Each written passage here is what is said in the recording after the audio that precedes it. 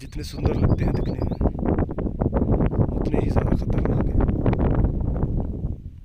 हमारे भारत की शान है द हिमालयास।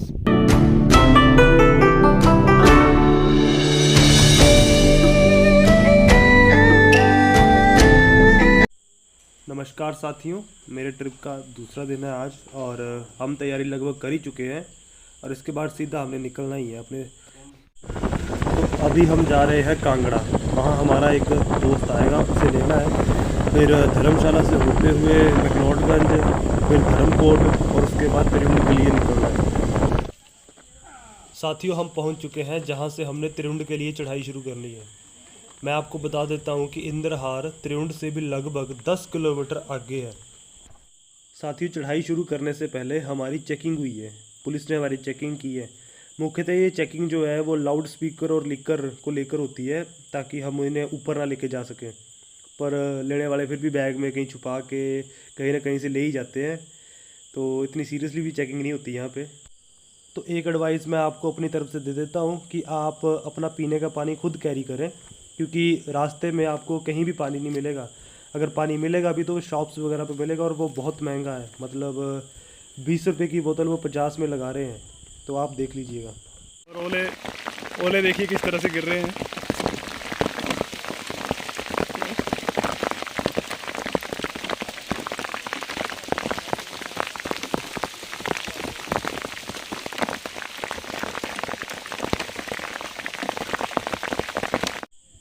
बारिश में भीगने के बाद हम त्रिवेंद्र वैसे पहुंच चुके हैं।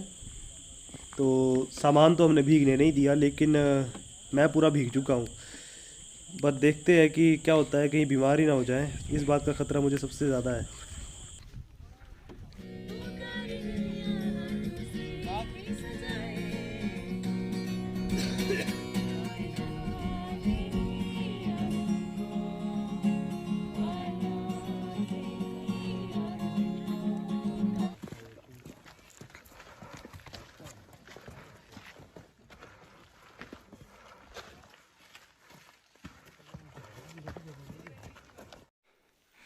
साथियों, हम निकल चुके हैं इंद्रधार पास की तरफ।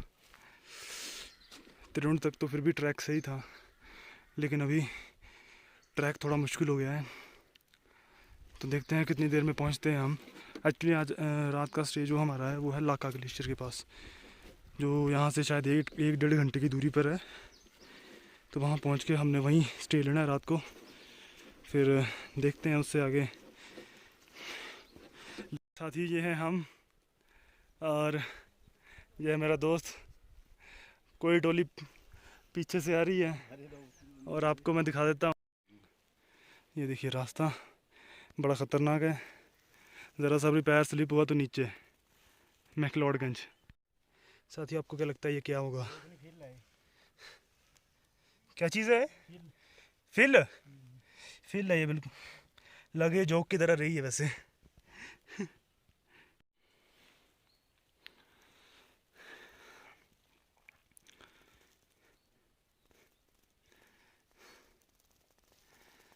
धौलाधार की हसीन वादियाँ।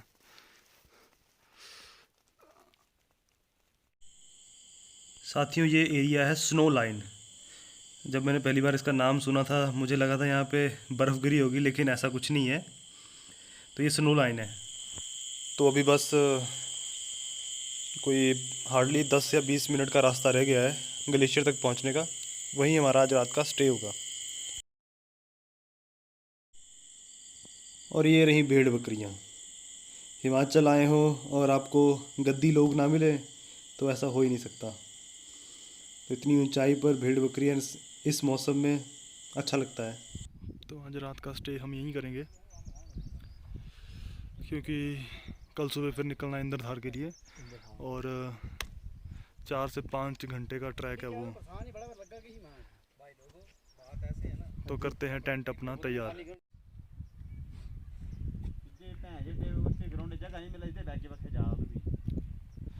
आज रात का कैंप यहीं लगेगा और कल सुबह जाएंगे हम वो टॉप पे, बिल्कुल टॉप पे जाना है।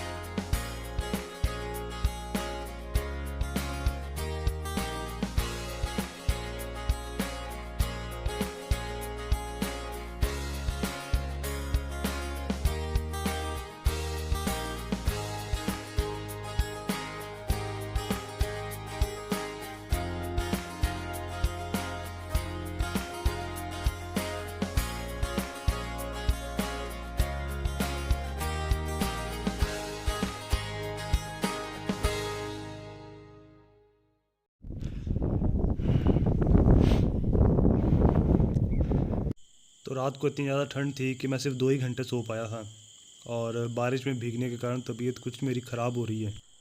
साथ ही आपको बर्फ़ के ऊपर कुछ काला काला कुछ गिरा हुआ दिखाई दे रहा होगा, तो मैं आपको बताना चाहता हूँ ये और कुछ नहीं है, ये कार्बन है, ऐसा मैंने कहीं पढ़ा था।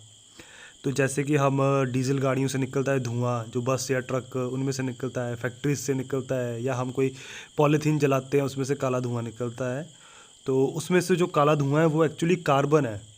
वो कार्बन अच्छे तरीके से जल नहीं पाता है, इसलिए वो काला काला होके हवा में उड़ जाता है। कुछ कार्बन तो हमारे आसपास ही गिर जाता है, लेकिन कुछ जलवायु में या वातावरण में इतना ऊंचा चला जाता है कि हिमालय में पहुंच जाता है। तो उसकी वजह से ऐसे ग्लेशियर्स को बहुत ज़्यादा नुकसान होता है, क्योंकि अगर हम में से किसी ने भी बेसिक अगर साइंस पढ़ी है तो वो इतनी बात तो जानता ही है कि जो काली चीज़ है या कोई डार्क चीज़ है वो अपने आप में हीट को ज़्यादा एब्जॉर्ब करती है, और इससे इन ग्लेशियर्स पे बड़ा नुकसान हो रहा है। इससे क्या होता है कि ये ग्लेशियर्स वगैरह है ज़्यादा अलार्मिंग रेट पर पिघलते हैं, मेल्ट होते हैं, और देख सकते हैं कैसे काला हो चुका है ये सब कुछ। और हमारी नदियों में पानी भी इन्हीं ग्लेशियर से पहुंचता है।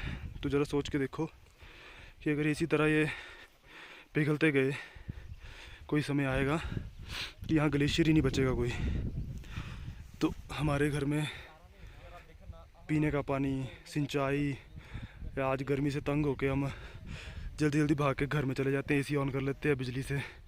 तो डैम में जब पानी नहीं पहुँचेगा तो बिजली कहाँ से बनेगी। तो देख सकते हैं कि एक कार्बन क्या क्या कर सकता है।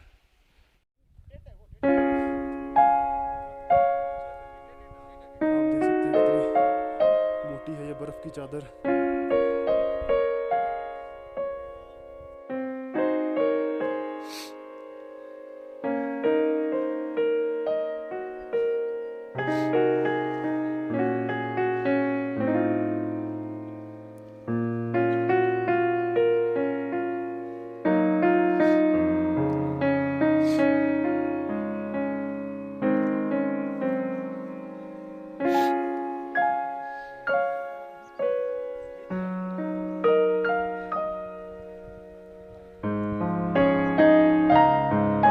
देख सकते हैं कितनी खड़ी हाइट है, लगभग 75 डिग्री का इंक्लाइन है। हालत ख़राब हो रही है, एक तो ठंडी हवा और ऊपर से ऑक्सीजन की कमी। सामने बीच में आप हमारा भाई देख रहे हैं, एक इसका प्लान था ये ग्लेशियर क्रॉस करना,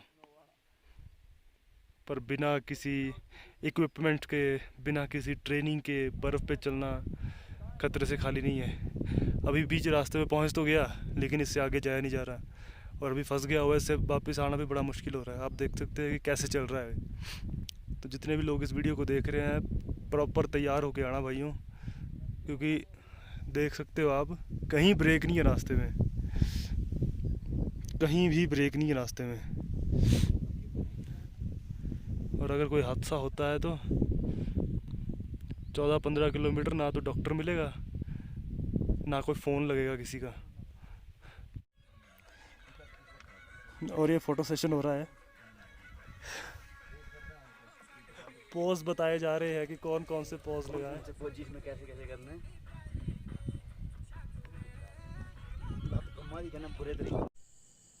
तो साथियों अभी हम जा रहे हैं वापस जाने का रीज़न ये है कि हम में से कुछ लोगों की तबीयत है, कल जो बारिश हुई थी उसमें भीगने के कारण थोड़ी ख़राब हो गई थी, और मेरी भी ख़राब हो गई है, और नाक में बहुत ज़्यादा दर्द है, और ठंडी हवा होने के कारण बहुत ज़्यादा दर्द हो रहा है नाक में।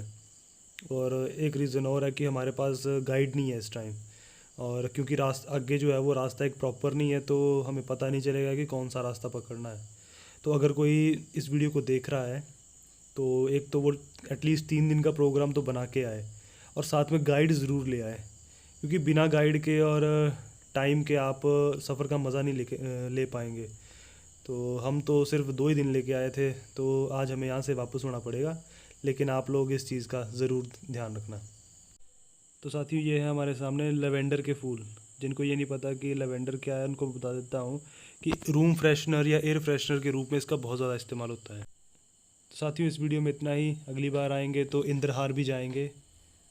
कृपया इस ब्लॉग को ज़रूर शेयर करें और पेड़ लगाएं, पर्यावरण को बचाएं, यही नारा मैं हमेशा देता हूँ। धन्यवाद। फिर हाजिर होंगे किसी नई ब्लॉग से। तब तक चैनल को सब्सक्राइब करिए, लाइक करिए और वीडियो का मज़ा लीजिए।